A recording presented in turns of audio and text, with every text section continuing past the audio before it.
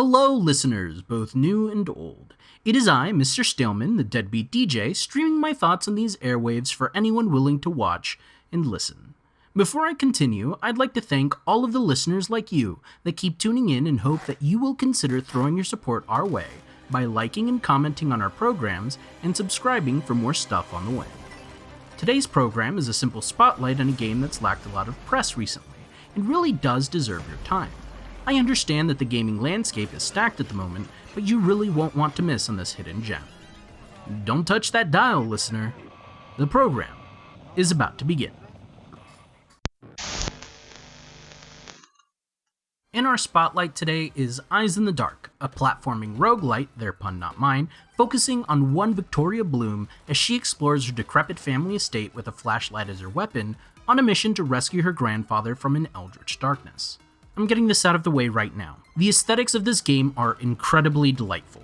The art style reminds me of another Gothic-styled game, but instead of desaturated colors filling the background, we get stark contrasts of black and white in a monochrome playground. The game goes to great lengths to retain the charm of a late 1890s cartoon program with the silent film presentation, and when actually in the game, the contrasts retain sharp details and indicate what's what between foreground platforms and background dressing. The game shines beyond the aesthetics though, by using its darkness-based gimmick to such a thorough and competent effect. Light-based combat has been messed around with in games like Alan Wake and Alone in the Dark, so it's a shocker to me that this little indie game can throw their hat in the ring and come out as the king of this gimmick. The whole game revolves around revealing what's in the dark, whether to show a hidden path or a boon or an eldritch wormling, and the revolving door of slingshot lights and flashlight nozzles means you're going to light things up in new and interesting ways. Victoria Bloom wields a flashlight and a slingshot that throws around orbs of light to fend off against the eldritch creatures of the dark that slink around to attack your character. The gameplay is deceptively simple, requiring you to just point your flashlight and smite down your opponents in lethal fashion. But what complicates things are the overwhelming darkness often surrounding the enemy, as well as their reactive behavior when exposed to the light. You see, listeners, Victoria must traverse through various stages cloaked in this oppressive darkness, and it is her job to dispel it with her light-based arsenal.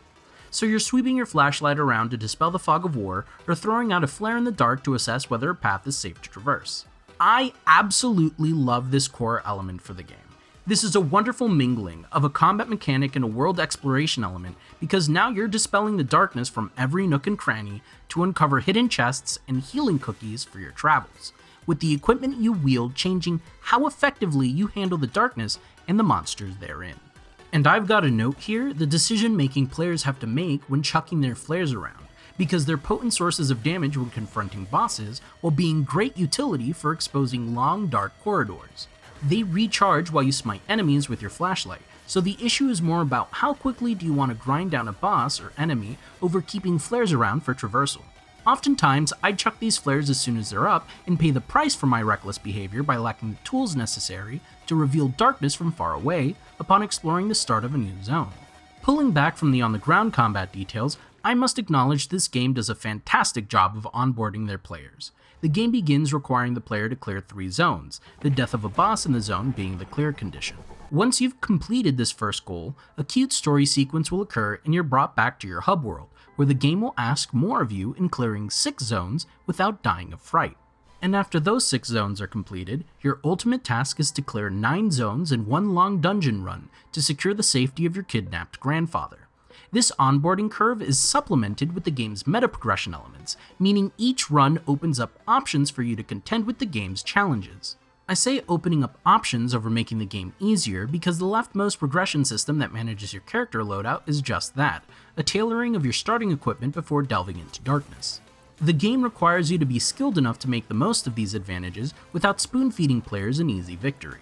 I prefer this form of meta progression in my roguelites. Although the game does a great job of being unique in its aesthetic quality and its gameplay, its music is fine. It has these gloomy techno beats that are enjoyable some of the time and negligible in others. They fit the atmosphere of the zones they represent well enough, and the fact that you're switching from one zone to another frequently means they don't overstay their welcome.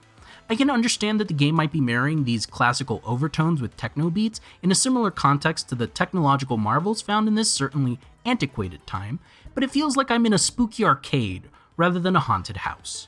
Edgar's music is on point though. No notes. I'm on the last legs of the game, and I'm certain that after the main story is complete, there will be some mechanism to replay through the content, but I simply haven't gotten there yet. This recommendation is based solely on the curve of experience thus far. Please consider picking this game up at your earliest convenience, listener. It's cute and unique and well worth the asking price. This has been Mr. Staleman on Shine Bright Like a Nightlight, signing off.